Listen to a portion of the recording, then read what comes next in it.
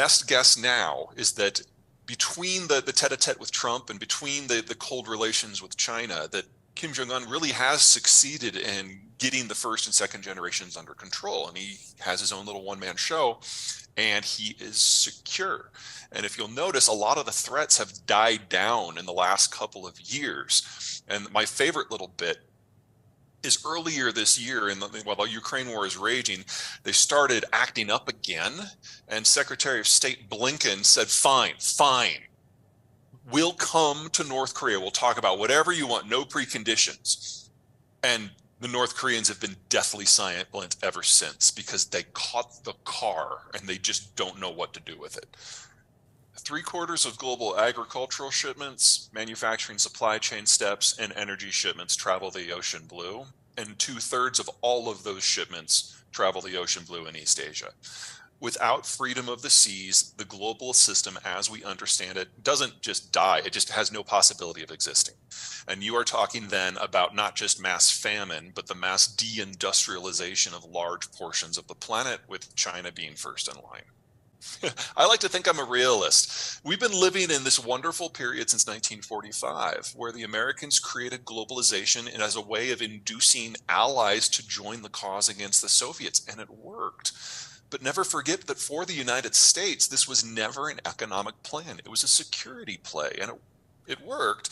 But that made everyone's economies dependent upon how the Americans view their own security. And after 1992, our view of our security has changed. We don't see the Cold War as this overwhelming threat anymore. Even with the Russians being back on the warpath in Ukraine, that hasn't changed American minds on globalization. If anything, it's reinforced it. Because if you look at all the deals that the Russians are if you look at all the deals that the Americans are cutting with the Japanese, the Europeans, and everyone else on the war, every single one of them is 100% purely security. None of them are guns for butter deals where there's some sort of Bretton Woods or globalization 2 on offer. In fact, every trade tariff, every trade war that Donald Trump initiated, the Biden administration has doubled and tripled down on, except for one out of over 80. We're done. And if we're done, we are honestly just kind of marking time until something in this system breaks. The Ukraine war very well could be that thing. You got to look at the Russian space. The territory that they live in, from Central Europe out into Siberia, is some of the world's worst farmland. You can grow one crop of short season wheat, and that's about it. So the Russians have never been able to have a national road network. They've never had the money. Everything has to be moved by rail. And so their forces move very, very slowly. They have to literally walk places. And if you look at the area around where they live, there are a lot of open territories that are useless. They're near desert, they're near Arctic. And then beyond that are some actual barriers, places where there are deserts or seas or mountains. So the Russian strategy going back over 3 centuries has been to advance out of their kind of crappy land, through the really crappy land on their shoulders, and then get to those geographic barriers where you can't run a panzer division through it. And then they forward position those very, very slow moving troops on the access points between those barriers. Unfortunately for Ukraine, they're not in those barriers, but they're on the way to 2 of them. So from the Russian point of view, what's going on in Ukraine is like phase 5 of an 8-part plan. The Russians have done this multiple times in other countries in the former Soviet world since 1992. And if they succeed in Ukraine, they will push on. And the next line of countries that would allow them to actually control those access points include Romania and Poland, both of which are NATO countries. All right, let's start with this straightforward bit. The Russians massively outnumber the Ukrainians, and they have a lot more men to lose, and they have a lot higher tolerance for casualties. So the 2 or 3 to 1 ratio that the Ukrainians have been inflicting on the Russians in terms of casualty ratios is wildly insufficient if the Ukrainians are going to win. They need to achieve a series of mass fatality events that kills at least minimum 500,000 Russian troops in a very short period of time. That is very difficult to do. They also because of the numbers disconnect, can only win if they win on quality and, above all, mobility. And they haven't been able to do that this winter because it has been freakishly warm in Ukraine all winter. The ground never froze solid. It's still about 40 degrees today on the 1st of February in Kiev.